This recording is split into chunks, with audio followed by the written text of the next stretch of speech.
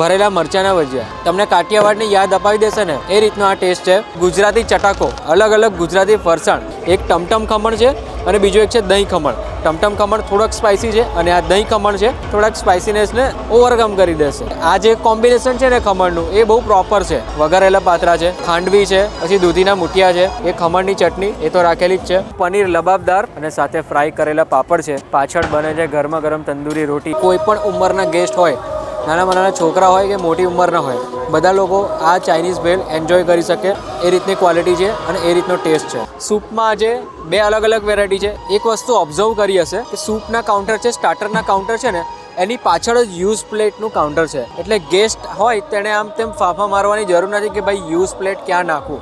Mangalam excellency mister Saurabh Patel એમના દ્વારા આજે આખું કેટરિંગનું અરેન્જમેન્ટ કરેલું છે અને એમણે મને ઇન્વાઇટ કર્યા છે કે તમે આવો અને બતાવો અમારું આ ટાઈપનું મેનુ રાખેલું છે.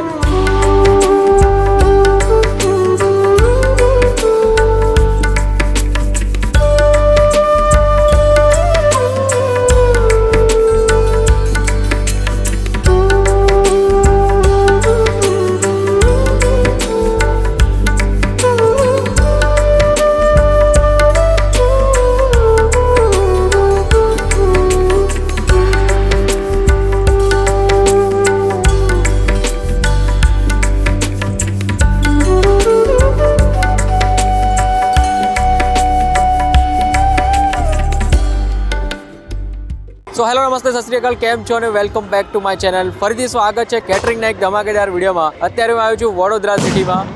મંગલમ એક્સિલન્સી મિસ્ટર સૌરભ પટેલ એમના દ્વારા આજે આખું કેટરિંગનું અરેન્જમેન્ટ કરેલું છે અને એમણે મને ઇન્વાઇટ કર્યા છે કે તમે આવો અને બતાવો અમારું આ ટાઈપનું મેનુ રાખેલું છે. અને ગેસ્ટનું મેનુ પણ સિલેક્શન અને પોતે પણ સજેશન આપે છે કે આ રીતનું મેનુ તમે રાખો. ગેસ્ટે જે ચૂઝ કર્યું છે ને એ બહુ કોન્સન્ટ્રેશન ગુજરાતી ફરસાણ પર પણ કરેલું છે, ગુજરાતી કિઝિન પર પણ કરેલું છે, મેઇન કોર્સ પર પણ કરેલું છે. અહીંયા તમે જોઈ શકો છો soup station. Mangalam excellency mister Saurabh Patel એમના દ્વારા આખું અરેન્જમેન્ટ કર્યું છે. સૂપમાં આજે બે અલગ અલગ વેરાયટી છે. એક હોટ એન્ડ શોર છે અને બીજી છે ટોમેટો સૂપ. શિયાળાની સિઝન છે તો ટોમેટો સૂપ વધારે લોકો પ્રિફર કરતા હોય છે અને કોઈક સ્પાઇસી લવર હોય તો એ લોકો માટે હોટ એન્ડ શોરનો ઓપ્શન રાખેલું છે. ભાઈ જોરદાર. અને હોટ એન્ડ શોર જે સૂપ હોય છે ને એ થોડું ઘણું સ્પાઇસી હોય છે, એટલું બધું બી ઓવર સ્પાઇસી નથી, બહુ પ્રોપર છે. તો આજના મેનુમાં બે ટાઈપના તમે સૂપ જોયા અને સૂપ પછી છે ચાઇનીઝ ભેલ. આ એક એટલું જોરદાર અને કોમન છે કે જે બધા લોકો પસંદ કરે છે કે નૂડલ્સના નૂડલ્સ પણ આવી ગયા, ફ્રાઈડ રાઈસના ફ્રાઈડ રાઈસ પણ આવી ગયા, એક્ઝોટિક વેજીટેબલ્સ પણ આવી ગયા, સિંગદાણા ને એનું પણ એક જોરદાર કોમ્બિનેશન છે આ જગ્યાએ. કાં તો વધારે પડતા ચાઇનીઝ સોસ નાખીને સ્પાઇસી બનાવી હોય, કાં તો ટેંગી બનાવી હોય, એવું બધું બી નથી. ચીલી સોસનો યુઝ થયો છે એમાં પણ બહુ જ ઓછો અને બહુ જ વ્યવસ્થિત થયો છે. કોઈ પણ ઉંમરના ગેસ્ટ હોય, નાના નાના છોકરા હોય કે મોટી ઉંમરના હોય, બધા લોકો આ ચાઇનીઝ ભેળ એન્જોય કરી શકે એ રીતની ક્વોલિટી છે અને એ રીતનો ટેસ્ટ છે. આ છે ગુજરાતી ચટાકો.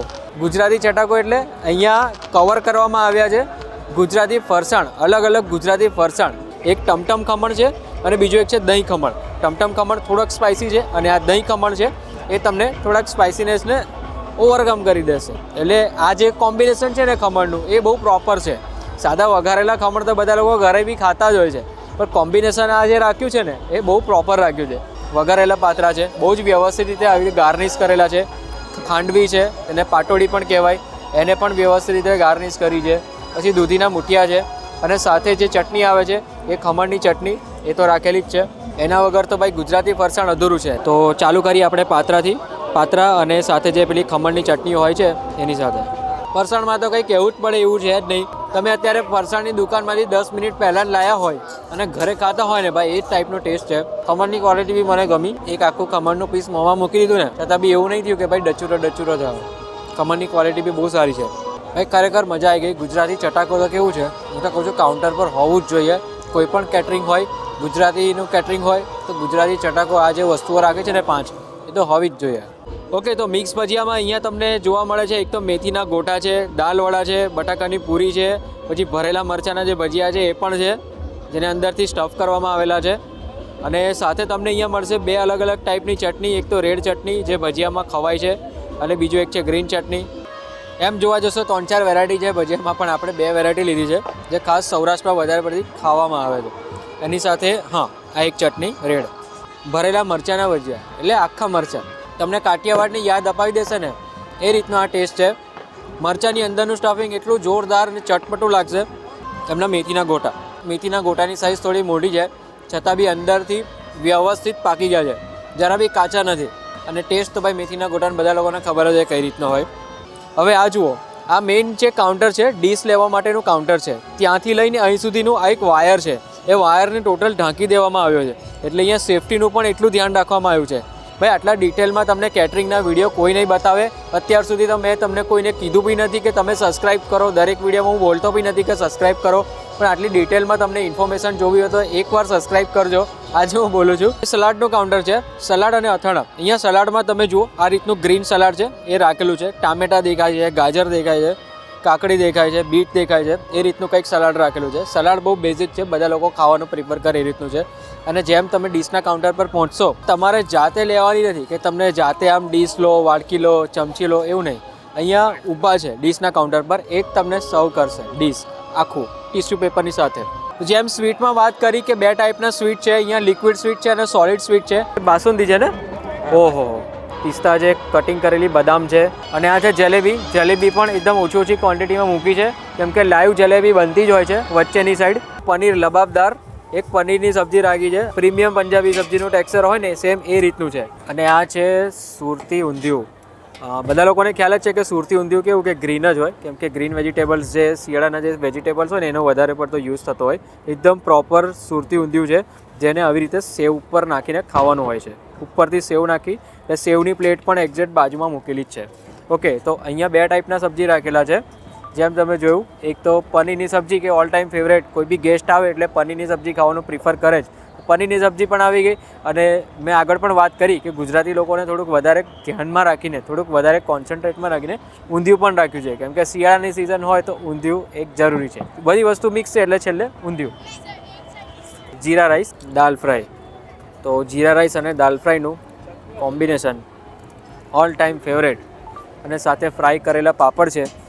પાછળ બને છે ગરમા ગરમ તંદૂરી રોટી, એ તમે જોઈ હમણાં. બાજુની સાઈડમાં છે ફુલકા રોટી, એ પણ તમે જોઈ. થોડીક ક્વોન્ટિટીમાં જ રોટલી બની છે, એટલે પ્રોપર રીતે એલ્યુમિનિયમ ફોઇલમાં પેક કરી રાખી છે, જેથી ગરમ ને ગરમ રહે. આ લોટ પૂરો થશે એટલે બીજી લાઈવ રોટી બનતી જ હોય છે અને કાઉન્ટર પર મુકાતી જતી હોય છે. બીજી એક વસ્તુ તમે ખાસ નોટિસ કરી હશે કે દરેક કાઉન્ટરની ઉપર આ રીતના ટિશ્યુ પેપરનું એરેન્જમેન્ટ કર્યું છે. એ પણ મને બહુ ગમ્યું ભાઈ.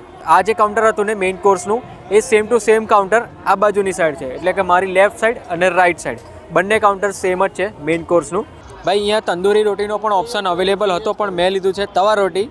ચાલો ફાઇનલી આપણે ટ્રાય કરીએ. આમનો જે મેઇન કોર્સ છે તે એમનો કંઈક આ રીતનો છે. અહીંયા તમે જુઓ પનીરની સબ્જી, એકદમ પ્રીમિયમ ક્વોલિટીની પંજાબી સબ્જી છે. તમે જુઓ ઉપર કોઈ તેલ બેલ આમ દેખાતું નહીં હોય, તેલનો કોઈ પાર્ટ દેખાતો નહીં હોય. અને આમનું પનીર જુઓ, ઓહો ભાઈ, એકદમ સોફ્ટ પનીર છે. ભાઈ એક 3 સ્ટાર 4 સ્ટાર રેસ્ટોરન્ટમાં તમે પ્રીમિયમ પંજાબી સબ્જી એન્જોય કરતા હોય ને, એકદમ ક્રીમી અને બટરી, સેમ એ જ ટેસ્ટ તમને આ જગ્યાએ મળશે. અને હવે વારો છે ઊંધિયોનો.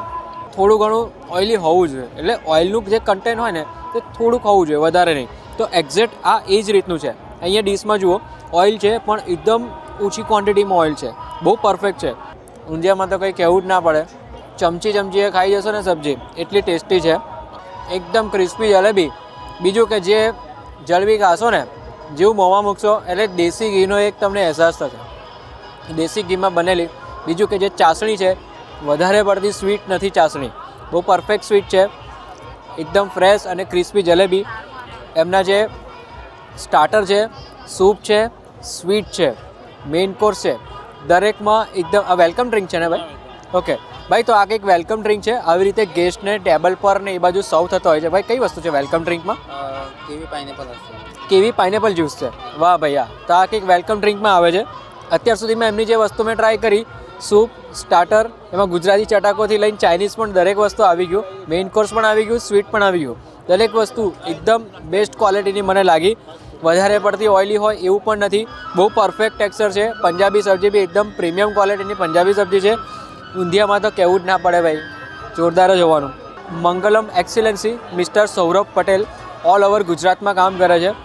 100 માણસથી લઈને 1500-2000 માણસ સુધીનું કોઈ પણ કેટરિંગની સર્વિસ હોય, કોઈ કોર્પોરેટ ઇવેન્ટ હોય. મારો પર્સનલ અનુભવ બહુ સારો રહ્યો. ચાલો તો આ સાથે ફરીથી મળીએ એક નવા સિટીમાં, નવા વિડીયોમાં, નવા કન્ટેન્ટ સાથે. ત્યાં સુધી બાય બાય.